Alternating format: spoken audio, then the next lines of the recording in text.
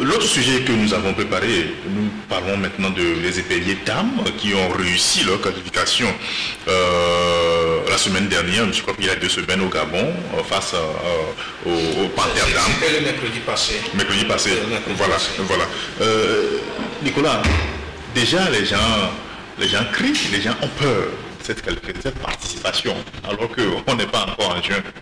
Non, au fait, d'abord, bravo aux éperviers dames pour une première. Oui. Et c'est déjà un effort qui est fait. Je pense que c'est bien. Mais déjà, à côté de cette euphorie, moi j'ai la tristesse parce que les dames vont à la CAN.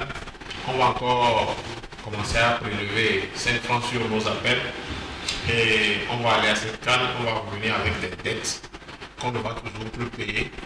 Les gens vont, les éperviers dames, on va dans le rapport, ou bien dans le rapport financier, on fera état de piment 800 000, banane 19 400 et maïs 199 millions. C'est des choses comme ça qu'on va encore sortir pour seulement engloutir l'argent qui a été envoyé et qui a été détourné. Et tristesse à côté de l'euphorie aussi à cause de ces vaillantes filles qui ont dignement représenté le Togo malgré les difficultés qu'elles ont eues au Gabon. Quel est leur prime de qualification? Qu'est-ce qu'on leur donne? Je ne sais pas. Est-ce que, regardez, aux États-Unis, les autorités ont pris une décision, je pense que la semaine dernière ou bien l'autre semaine, ou bien la semaine du mi-février, les femmes, l'équipe nationale de football, aura les mêmes primes, les mêmes avantages que les hommes. Les mêmes primes, les mêmes avantages que les hommes.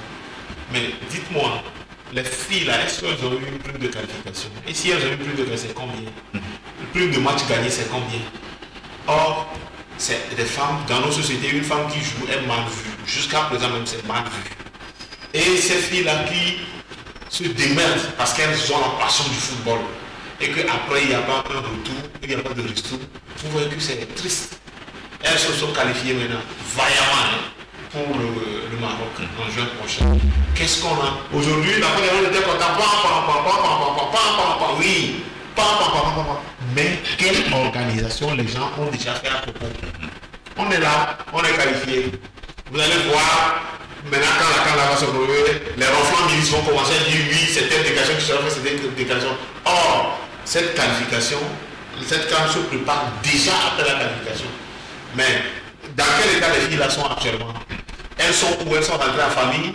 Est-ce que tout ça, rien n'a été fait? C'est pourquoi je parle de tristesse.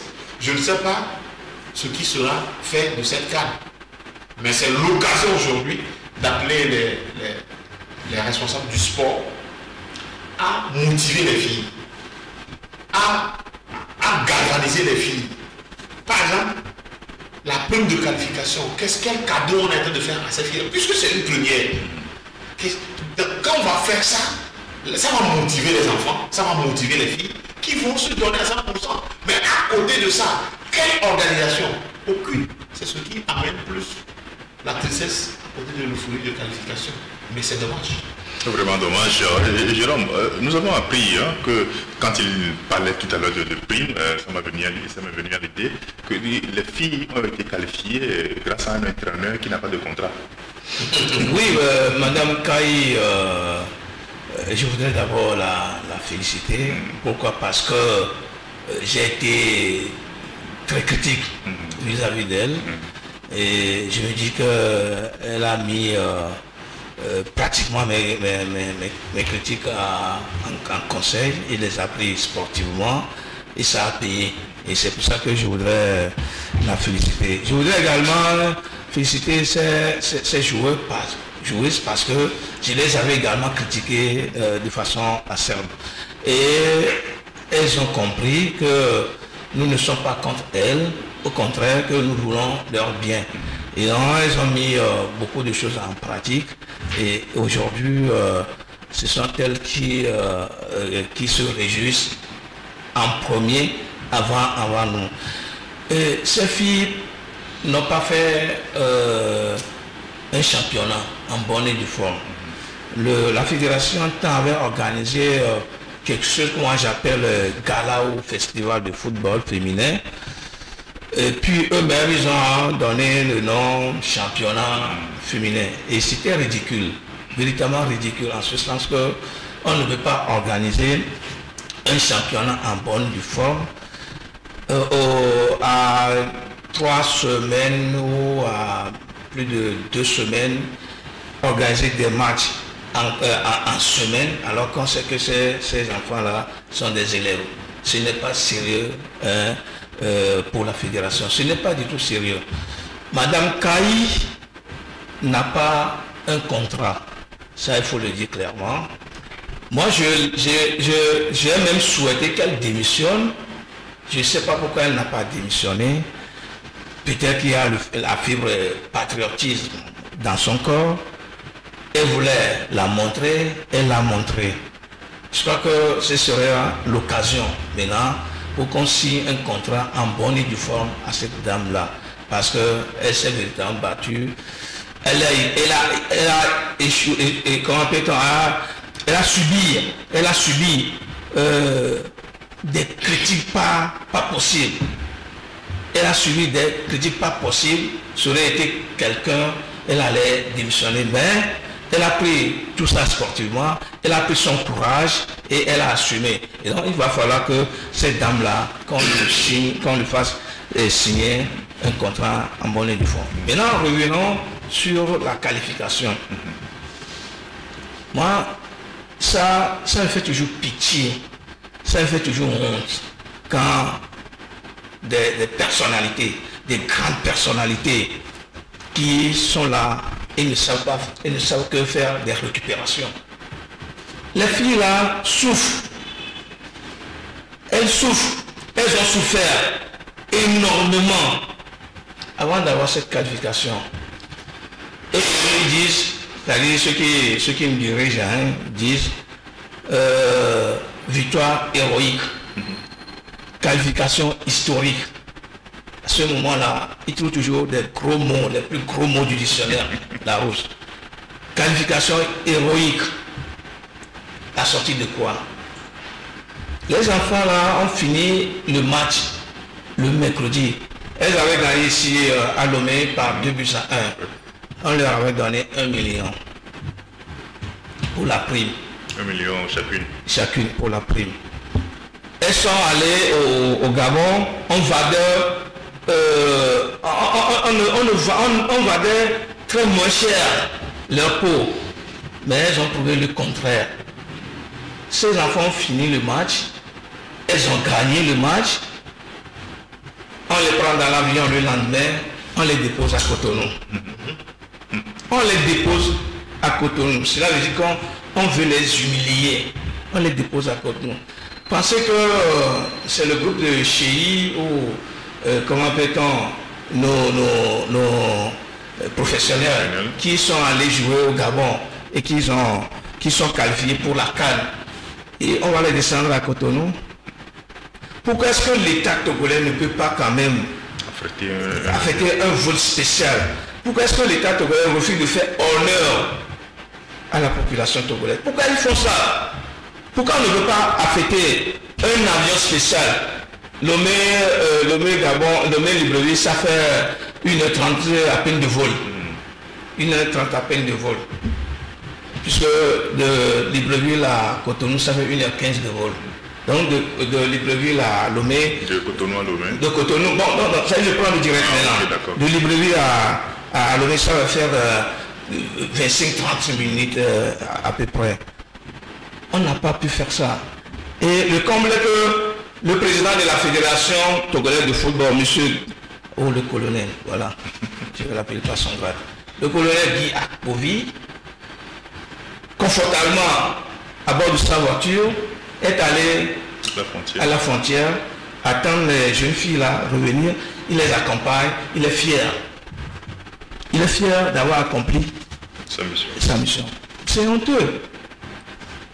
Ils disent que le Togo court derrière cette CAN-là, cette qualification pendant 27 ans.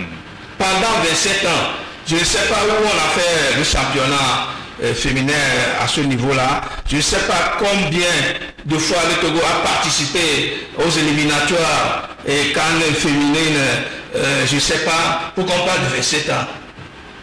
Ce sont eux qui connaissent l'histoire. Moi, je n'en connais pas. Et donc, 27 ans après, les filles là qui n'ont pas fait un championnat, les filles là qui n'ont pas joué à un haut niveau, football de haut niveau, elles n'ont jamais joué ça. Les filles ont fait, c'est qu'elles se sont données, sans championnat, elles se sont sacrifiées pour décrocher la qualification. Vous les traitez comme ça.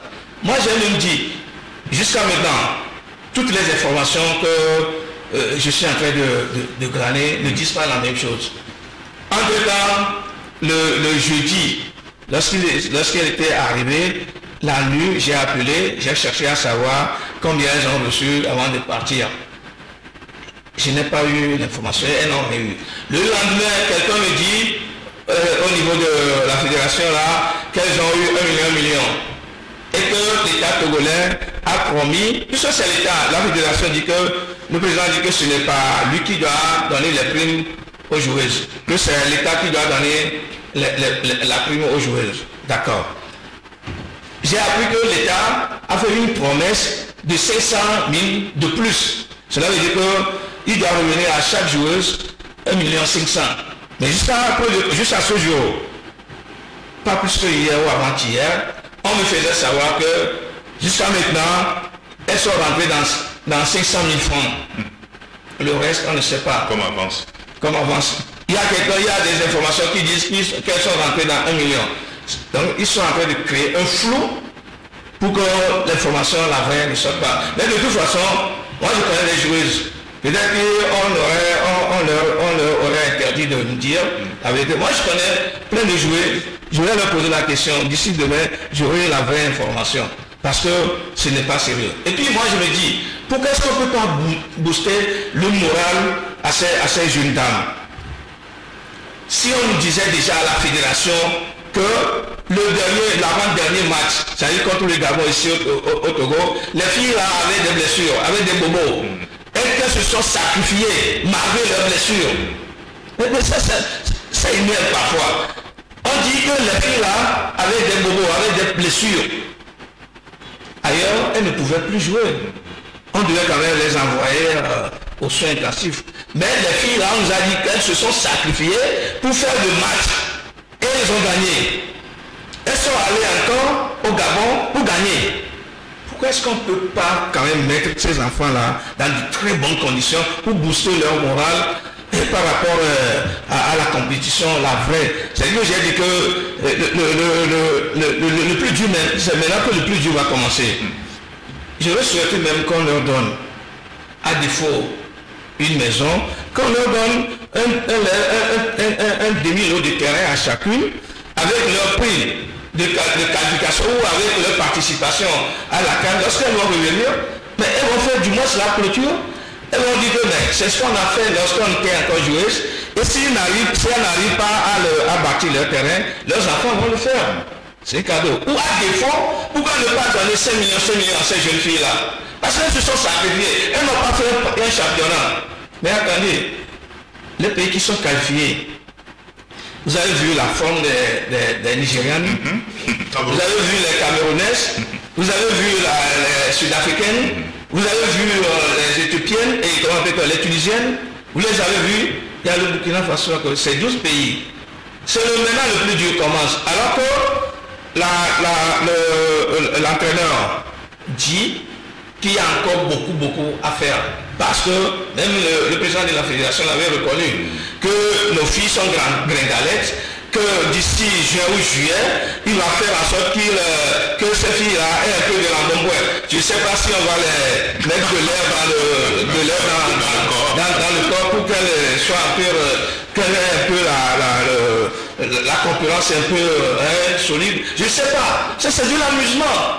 C'est de l'amusement pur et simple. C'est-à-dire que ces enfants-là, on est en train de les sacrifier. Vous allez voir que certains vont revenir. Puisqu'il y en a parmi elles qui sont des femmes au foyer. Il y en a qui sont des élèves. vous allez voir que ces filles vont revenir au Togo et que, bon, l'école là, ce serait fini pour la plupart d'entre elles. Et puis, si elles ne gagnent pas quelque chose de conséquent, avec quoi elles doivent construire leur vie de demain? Or, il y a des gens qui sont allés là-bas, au Gabon, pour revenir avec ce qu'ils ont dans la poche. On n'a pas, le pire encore, on n'a pas amené, la fédération n'a pas daigné se faire accompagner par un seul journaliste sportif togolais.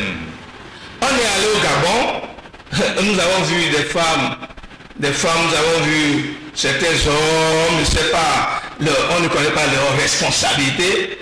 Ils ont été là-bas, c'est pour remplacer les journalistes. Vous ne voyez pas que les gens s'amusent avec le football togolais et de ce coup avec les filles là.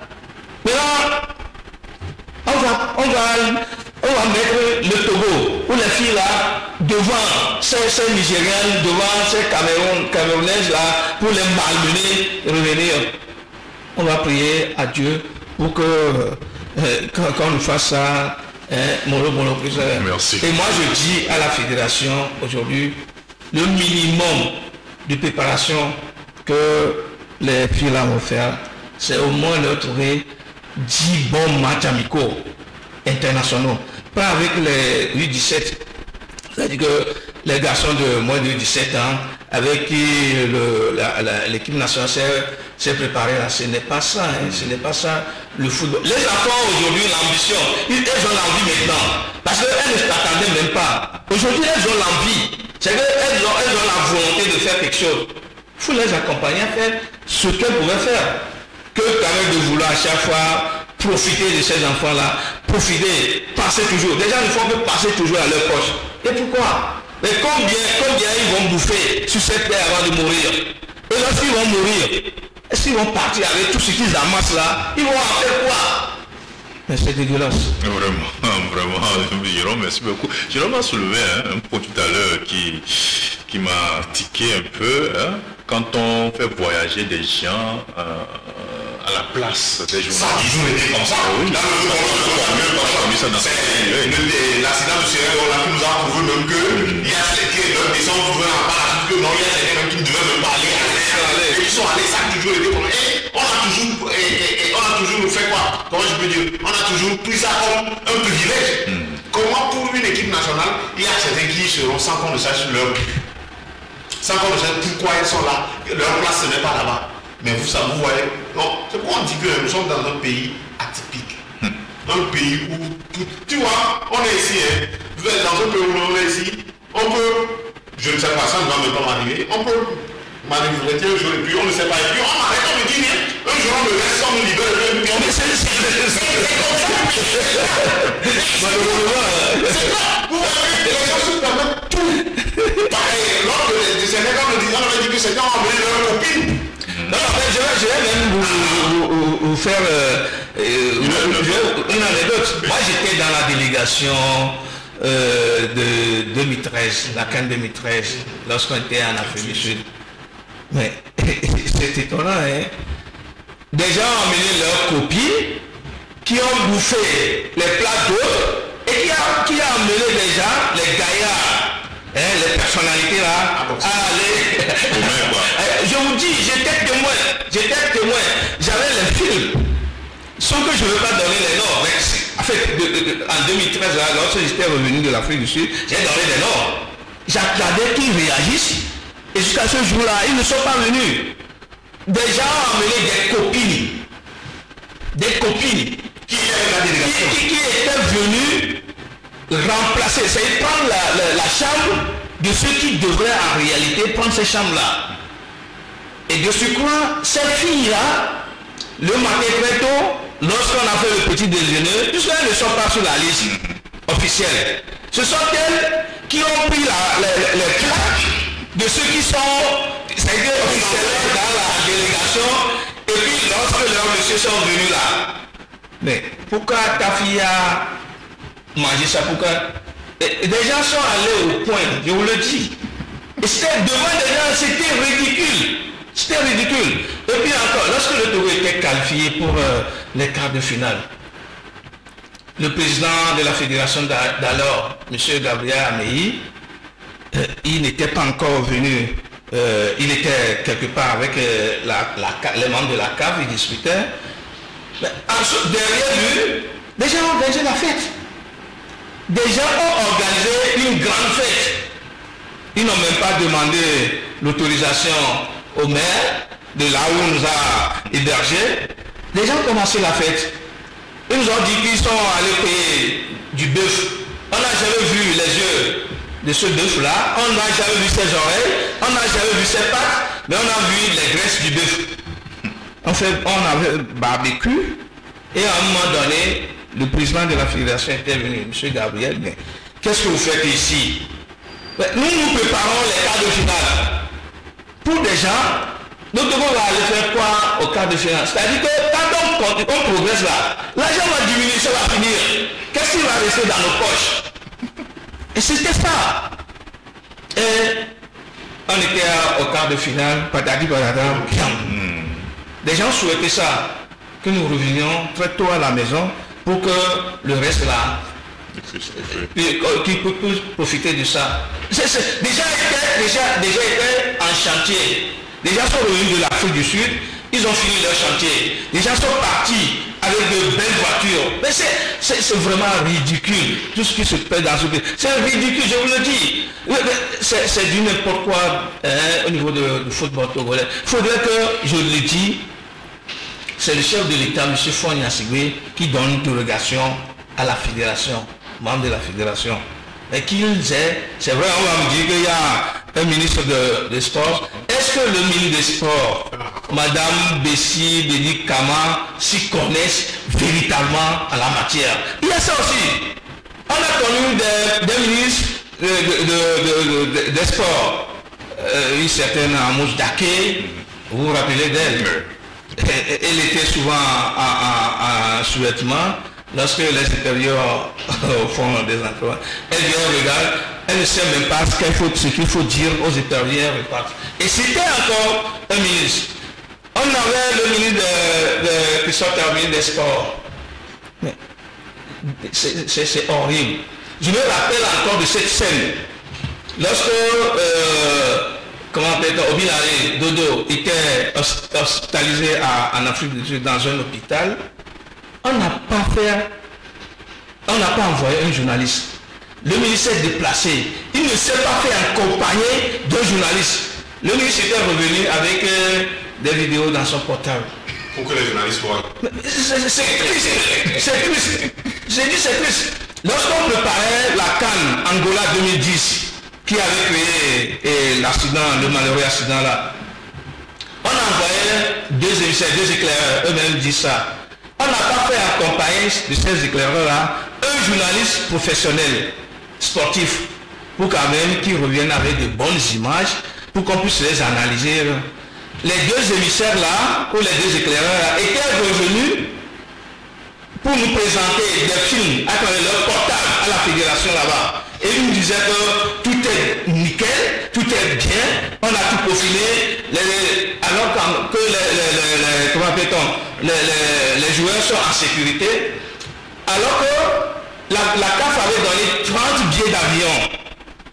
30 billets d'avion, c'est que quand on quitte Lomé là, c'est Angola, on va tomber en même temps. On ne sait pas où sont partis ces 30 billets d'avion. Et les Togolais ont pris le car à partir du Congo. C'était malheureux. Et ceux qui sont dans ça là, on les connaît. Hein? Ils sont toujours là. Personne ne dit mot. Mais tous ceux qui sont là, tous ceux qui ont créé l'accident de Lungi, tous ceux qui... on les connaît. Les personnes ne disent rien. Et tout ça là se passe dans le football. Dans le football, on veut encore créer des choses comme ça. C'est pour ça qu'on a fait, de Libéria à Lomé, on ne peut pas faire venir directement ces enfants-là. Et s'il leur arrivait quelque chose de Cotonou à Lomé, qui serait responsable? C'est pas sérieux. Ce n'est pas sérieux. Non, en tout cas. Bon, en tout cas, on continue de parler, de développer ces sujets dans nos débats pour que nos gouvernants puissent prendre l'ampleur de la chose et y remédier. Merci messieurs, nous sommes presque arrivés à la fin de cette émission. Nicolas, un mot pour clôturer. Bon, bien de choses aux téléspectateurs. Je les conviens toujours, monsieur. Et voilà. Merci beaucoup, Jérôme. Non, il faudrait que, sincèrement, Madame le Premier ministre Victoire Tamega Dogwe a promis, lorsqu'elle a été nommée, je crois, en septembre, ou je ne sais plus, qu'elle va faire qu'elle va gouverner le Togo autrement. Je ne sais pas ce qu'elle a mis dans gouverner autrement. Je ne sais pas. C'est pour faire souffrir davantage les Togolais qui se trouvent dans gouverner autrement. Je n'en sais rien, mais j'aurais souhaité vivement que Madame le Premier ministre, comme elle est femme, elle est maman, qu'elle ait pitié de ses enfants qui continuent de pleurer tous les jours. Je ne sais pas, ou je ne connais pas cette maman-là qui, lorsque son enfant va commencer par pleurer du matin jusqu'au soir, et que la maman là ne va pas chercher à tout prix à savoir ce qui ne va pas au niveau de l'enfant, est-ce qu'il est malade, parce que l'enfant ne peut pas parler, est-ce qu'il est malade, qu'est-ce qui lui arrive, pour lui trouver une solution. Heureusement que ces enfants sont âgés et qu'ils savent parler, que Madame le Premier ministre écoute les cris de détresse de ses enfants et qu'elle arrive à leur trouver des solutions. Je crois qu'elle aura bien fait. Elle aura quand même fait son passage et elle aura quand même fait du bien aux Togolais. Merci beaucoup. Je rappelle que nos invités étaient Nicolas Adjegui. Il est le directeur du site l'agence de service de presse Afrique Monde. Aspa News. Merci d'avoir répondu à notre invitation. C'est moi qui vous remercie. Et le second invité était Jérôme Sossou, le directeur de publication du journal Triangle des Enjeux. Triangle des Enjeux. Oui. C'est quoi le Triangle des Enjeux? Ah, voilà. Le Triangle des Enjeux, déjà, le triangle, pourquoi est-ce qu'on appelle le triangle dangereux? Des gens comprendront ça un jour autour de ce plateau. Je vais expliquer la raison pour laquelle on appelle. Exactement. Ce n'est pas en fait méchant. Ce n'est pas méchant quand on dit triangle dangereux. Le triangle n'a jamais fait du mal à quelqu'un. Le triangle n'a jamais été méchant comme certains sont méchants dans ce pays-là. Et donc, je voudrais dire merci. C'est un véritable plaisir de partager encore le plateau, surtout avec Nicolas, mon cher ami, mon ami. Et bien de choses à tous les téléspectatrices, téléspectateurs, que c'est très important de penser à cette émission, de la soutenir, de la sponsoriser. Ça ne sert à rien ça ne sert à rien d'appeler félicitations sans qu'on ne sache véritablement que ceux qui viennent dans cette émission doivent manger, doivent quand même se laver, doivent quand même nourrir leurs enfants avant de venir. C'est très important. Je suis en train de vous lancer un appel. Pensez beaucoup à cette émission parce que vous avez dit que cette émission vous fait du bien. Faites-vous aussi du bien à cette émission. Merci Jérôme Sossou pour cet appel. Merci à nos techniciens qui étaient derrière les caméras avec le chef Marc Azangban et son assistant Henri Bassakbor.